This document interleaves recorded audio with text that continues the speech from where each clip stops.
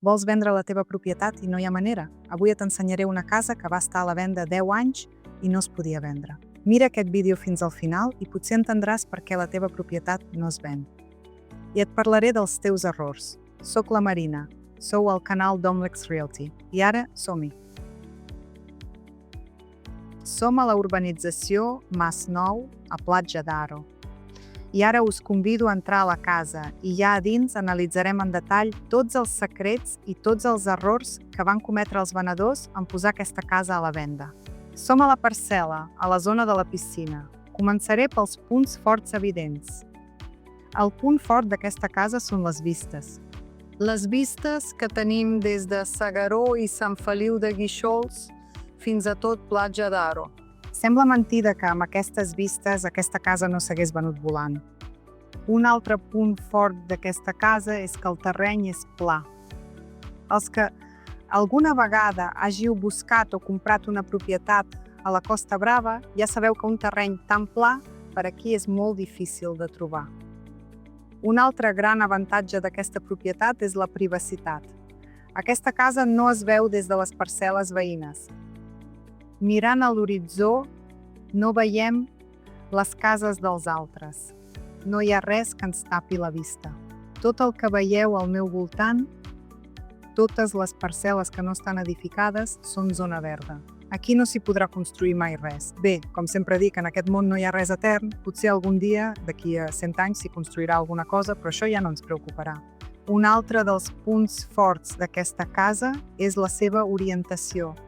Està de cara al mar, com ja he dit, i després ho veureu des de dins, està totalment orientada al mar. Es veu el mar des de tots els punts de la casa. Aquesta casa no és de les pitjors. De fet, està bastant bé de conservació en comparació amb d'altres que he vist en els meus 20 anys de professió. Llavors, per què ha trigat 10 anys a vendre's? Mireu, la cuina està prou bé. Creieu-me, n'he vist de molt pitjors. Aquí, la distribució és molt intel·ligent. És clar que hem entrat per la cuina, però mireu quina comoditat.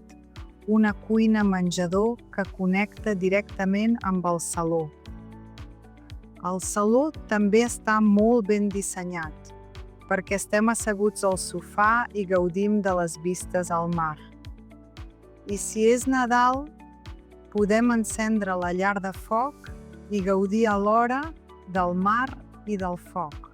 El saló és molt ampli, no és gegant, però darrerament hi ha una tendència cap a cases més petites. La gent ja s'ha cansat de tenir espais buits i sense ús que s'han d'escalfar o a l'estiu refredar. Per això, per fi s'ha imposat el sentit comú i la gent prefereix cases que realment farà servir. I no només per poder dir als amics que tenen una casa de 1.000 metres. La casa està molt ben ubicada. A l'estiu, a Espanya, el sol està molt alt, així que el sol no entra directament al saló, mentre que a l'hivern el sol està molt més baix. De manera que els rajos entren al saló, l'escalfen i així estalvieu en calefacció. Sembla una ximpleria, però sempre fa de bon estalviar una mica en calefacció. Qui sap què significa que una oreneta faci el niu a casa teva? Jo crec que és un bon senyal. Vinga, continuem. No faré una visita completa de la casa com esteu acostumats a veure al nostre canal, perquè l'objectiu d'aquest vídeo és mostrar-vos i assenyalar-vos els errors que cometeu quan poseu una propietat a la venda i donar-vos consells pràctics. I, clar, també per presumir un xic, perquè al cap i a la fi la casa portava 10 anys al mercat, s'havia anunciat en més de 10 agències i l'he venuda jo, amb l'ajuda, és clar, del meu equip. Per què creieu que aquesta casa ha trigat tant a vendre's? Deixeu-ho als comentaris, em farà molta gràcia llegir-ho, i mentrestant us convido a pujar a la segona planta. I torno, aquesta casa no és de les pitjors que m'ha tocat vendre. Té una escala molt bona, sí, té una barana de roure, tot està en molt bon estat. Aquí, les portes són bones, de fusta de qualitat, i mireu quina suite principal a la planta de dalt. A la segona planta només hi tenim la suite. I quines vistes! I no em cansaré de repetir que el punt fort d'aquesta casa és la privacitat. Soc al costat de la finestra i aquí hi ha molta pau. A la nit podreu dormir perfectament amb les finestres obertes, una cosa que no us podeu permetre a baix, a prop del mar, on hi ha soroll i turistes. Veieu, la casa no és nova, però els propietaris tenien molta imaginació o un toc de disseny, perquè mireu com de bé van col·locar els armaris de mirall, cosa que dona molta més amplitud. Puges aquesta planta i realment hi ha molta llum, és a dir, la planta de baix és exactament la mateixa habitació, amb la mateixa orientació i de cara al mar, però aquí hi ha més llum que a baix. Aquest és el bany principal, que, per cert, per a una casa que no és nova, té unes dimensions molt respectables. I cal destacar que té una alçada de sostre força bona, cosa que tampoc és habitual en cases. Aquesta casa es va construir, em sembla, l'any 94. És a dir, en aquella època no es feien aquests sostres. I vull compartir la meva opinió amb vosaltres. Si jo hagués de comprar una casa, de fet, la meva casa no és a prop del mar, perquè viure a prop del mar a l'estiu és tot un plaer, entre cometes. Sí, anar a la platja a peu està molt bé, però la humitat, hem pujat des del mar fins aquí i la diferència és abismal. Això només es pot entendre quan vius aquí i pots estar en un lloc i al cap d'un moment pujar a l'altre. I la diferència és enorme. Aquí on som corre la brisa del mar i s'està fresquet, no acabem xops de suor per culpa d'aquesta humitat de bojos que hi ha ara mateix a la platja. Per tant, si voleu viure còmodes a l'estiu, trieu una casa a la part alta. El mar no s'escaparà, el teniu allà mateix a 5 minuts de la platja. Però, en canvi, que bé que s'està aquí al vespre, fa fresca i gairebé no cal engegar l'aire condicionat. I aquestes vistes són el motiu pel qual la gent paga el que paga. I ara que ja coneixeu tots els punts forts, parcel·la plana i privada, unes vistes al mar precioses, una distribució molt bona i intel·ligent. I malgrat tots aquests avantatges, la casa ha trigat 10 anys a vendre's. Per què? Ara us ho explico. Error número 1. Els propietaris van sobrevalorar la casa. El preu no s'ajustava al mercat.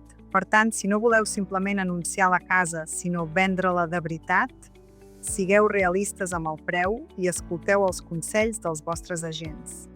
L'amor que teniu per la vostra casa no en puja el valor.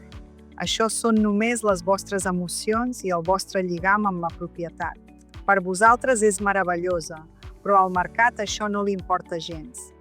Crec que fins i tot amb una visita ràpida per la casa haureu vist la quantitat de coses que hi ha, com està de carregada de testos, flors, quadres, joguines. Tot això visualment es menja l'espai i el fa semblar més petit. I per això, quan la gent venia a veure la casa, els semblava fosca i petita.